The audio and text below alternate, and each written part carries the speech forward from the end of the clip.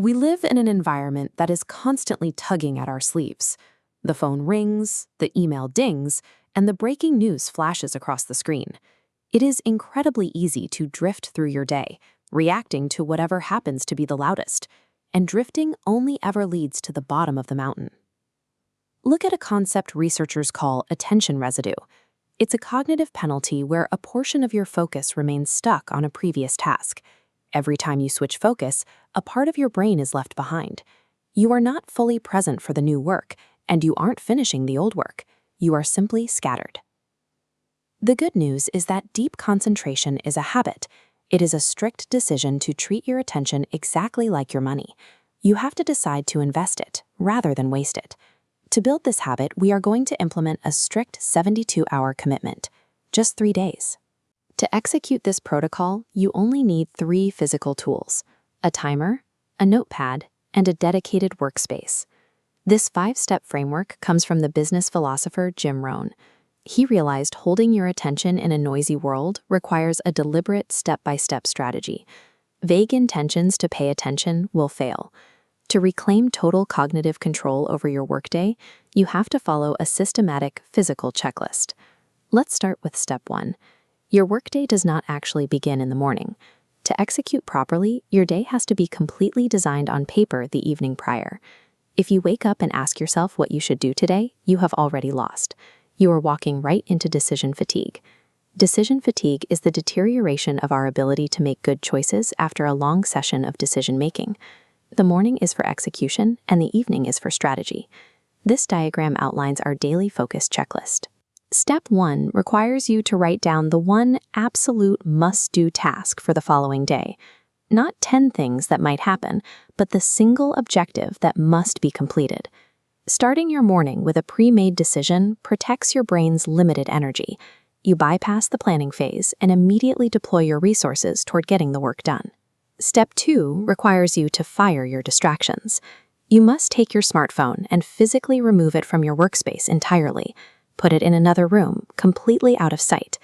This relies on a psychological concept called stimulus control. Stimulus control is the practice of modifying your environment to encourage a desired behavior. If the phone isn't on the desk, you won't check it. Altering your physical environment removes the cue, which is far more effective than trying to rely on raw willpower. Now that the stage is set, you need a rhythm. Step 3 is the timer. You will use the Pomodoro technique. The Pomodoro technique is a time management method that breaks work into intervals, typically 25 minutes in length, separated by short breaks. Returning to our checklist, we add fire distractions and the 25-minute timer. During those 25 minutes, you are untouchable. There is absolutely no wandering and no wondering. You apply maximum intensity to your single chosen task.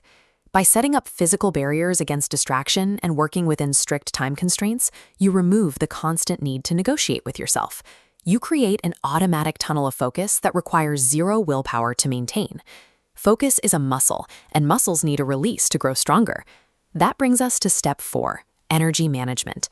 This happens during the mandatory 5-minute disconnect immediately following your 25-minute work sprint. You have to execute a biological reset. This true break requires physical movement, drinking a glass of water, and zero screen time. You must walk away from your workstation. Most people treat their energy like a bank account they continually overdraw. They wait until they are completely exhausted to make a deposit. Professionals learn to rest to prevent breaking, ensuring they maintain a steady output throughout the entire day. Finally, we reach step 5, the daily review. At the end of your workday, you will sit down and take exactly 10 minutes to look back over your performance.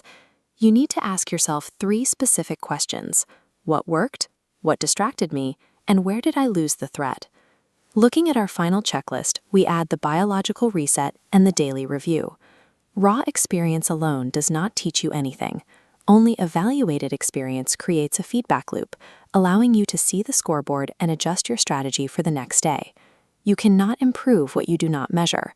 By tracking your daily performance, you take isolated tasks and organize them into a permanent upward trajectory of improvement.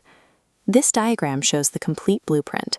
You can capture this checklist and keep it visible as you begin your own 72-hour challenge. When you follow these 5 steps, you trigger a hidden psychological payoff. You eliminate open loops. Open loops are those unresolved tasks or unmade decisions that linger in your subconscious mind and drain your mental energy. When you plan your night, execute your morning, and review your day, you force those loops to close. The unfinished business is handled. This direct action neutralizes the ambient anxiety and the feeling of being overwhelmed that comes from a chaotic mental load.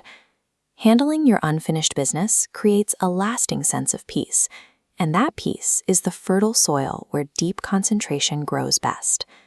Start this 72-hour challenge tonight. Take a notepad and complete step 1 by writing down tomorrow's absolute must-do task. You pay the small price of discipline today, so you avoid paying the heavy bill of regret tomorrow.